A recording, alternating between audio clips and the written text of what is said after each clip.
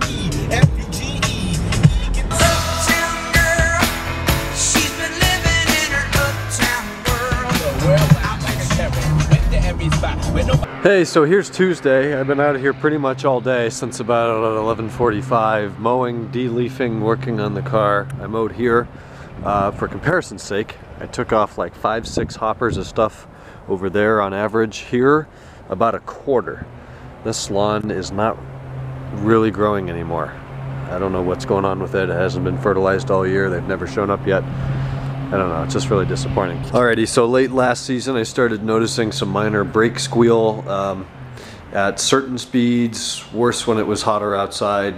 And then this year so far it's been a lot worse. And then yesterday driving to Kent and back with Ken, and it was just ridiculous. So today, pulled the front wheels off, took apart all the front brakes, meticulously cleaned everything with brake clean.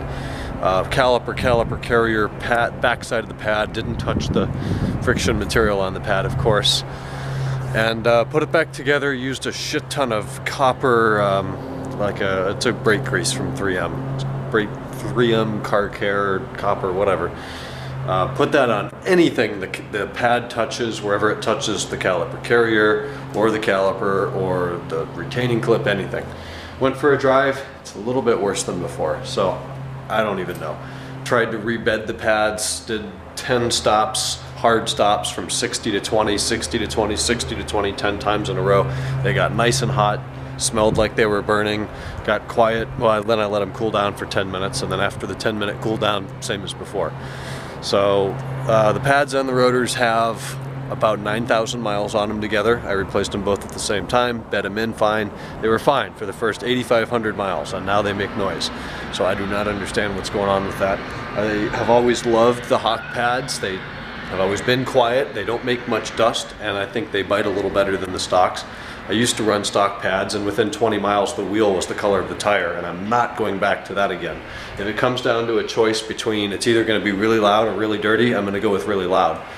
So it's just stupid and frustrating and pisses me off, and I spend all this time taking it apart and cleaning it and lubricating it, and it's worse. How does that even happen?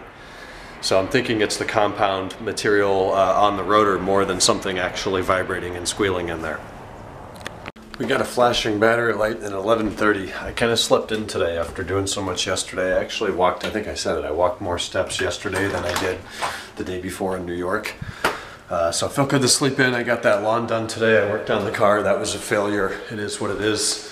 We went in and watched Cavs-Raptors Game 1, Eastern Conference semifinals. Cleveland trailed the whole game and then put together a good fourth quarter to put it into overtime and win it by, well, like 2 in overtime. So tremendous effort. I think it was actually 1. They won by 1.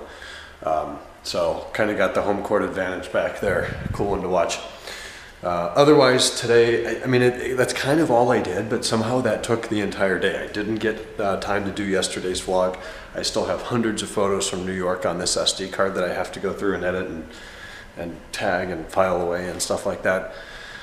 And the Mac needs to be backed up, and there's all kinds of stuff that needs to be done, and there wasn't time today. So tomorrow, chance of thunderstorms later in the day. I'm thinking it's going to be warm. Today was like 81. Tomorrow it's going to be in the upper 70s, low 80s again, and cloudy.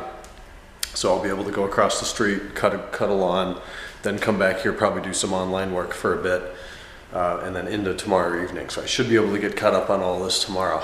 In the meantime, I'm pretty tired. So we'll talk tomorrow's Wednesday. We'll talk Wednesday. Good night.